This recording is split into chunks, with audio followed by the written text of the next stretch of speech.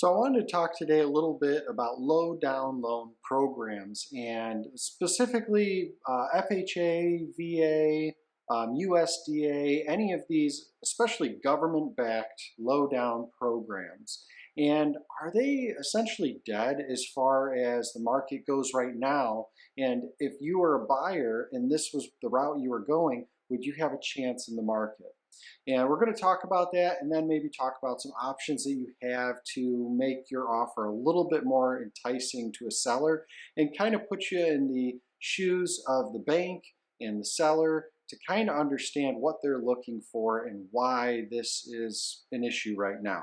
So these low down programs, a lot of them 3%, 3.5% is kind of the norm. Now, why is a bank going to be a little bit more difficult when it comes to these loans? Well, just using easy math, if we have a $100,000 home and you're putting down $3,000 on it, there's $97,000 that the bank is coming up with. Now, the problem for the bank is that if the borrower defaults on that loan, there's only $3,000 worth of equity in the home, assuming the house really truly is worth that $100,000. So if they have to sell this asset and go through the whole process of foreclosing on it and then getting a real estate agent to list the property, sell the property, all of these expenses are going to far exceed that $3,000 that was put down on the house. So what is the bank going to do in order to mitigate that risk and reduce the risk on their books? Well, they're going to make sure, first of all, that that asset is a turnkey asset, marketable, so that if they have to foreclose on it, it is going to be ready to sell day one. So what are the things that they're looking for? Well, I can tell you right now, FHA will not allow peeling paint. They want to make sure that there's flooring down in every single room. They're going to go through and they're going to kind of pick things apart a little bit. So when the appraisal is being done, they're going to be looking at the house as how close is this to being, ready to sell right now. And that is going to be a real sticking point for the bank. So if there's any issues with the home, it's an older home, or maybe it's just a little distressed, that could be an issue. Now, there are riders that can be put on this, 203K riders, rehab loan riders, and all of that. We're not going to get into that right now. We're just looking at the loans and the benefits to the buyer and the seller and where we're at right now. So, what is the seller's issue, and why are these loans not being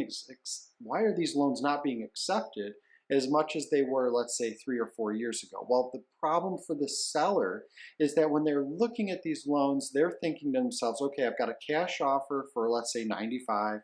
I've got a conventional offer for full asking price, 100,000, and then I have this FHA or VA loan or USDA loan for, let's say, 105. It's over asking. Well, now they have to sit there and say which one of these is most likely to close and which one's going to close faster. Now, cash offer is going to close within 30 to 45 days.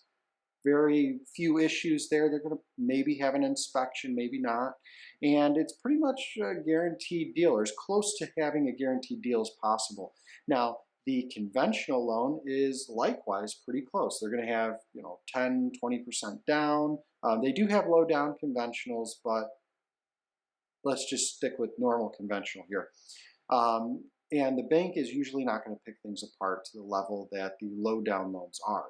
So the seller really, in this situation, is going to have to sit there and figure out which one of these loans is the best to go with, or which one of these offers is the best to go with.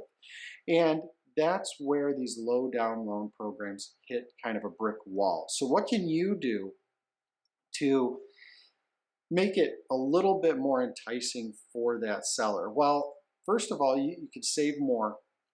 Just go the route of conventional if possible. It's a benefit to you because it just makes you a little bit of a stronger buyer. But if you are going to go with one of these low down programs, and we are seeing them accepted, it's just we got to work a little bit harder, put in a few more offers, but we're getting it done. The asking or the offer price, increasing the offer price, using an escalation clause to increase your offer price to make sure that you're in a spot where you're very competitive. Those are the best bets. Now, increasing your offer price doesn't guarantee that they're going to go with your offer, because you still need to appraise out. So the bank's going to want to come through and make sure that that home is worth what you are offering. But at least that is something that you can put on the table to make your offer a little bit more appealing, and maybe make it worth jumping through some of these hurdles that the bank is going to throw in front of you and that seller in order to close that deal. So I hope this helps a little bit. I hope it explains a little bit about where we're at in the market is in terms of which loan products are going to be really of interest to a seller, and what a seller is actually thinking about when they're looking at your offers. So if you have any questions, feel free to reach out to us. We're always here to help. We'd love to help with any way we can. And thank you a lot for watching this video. We'll see you on the next one.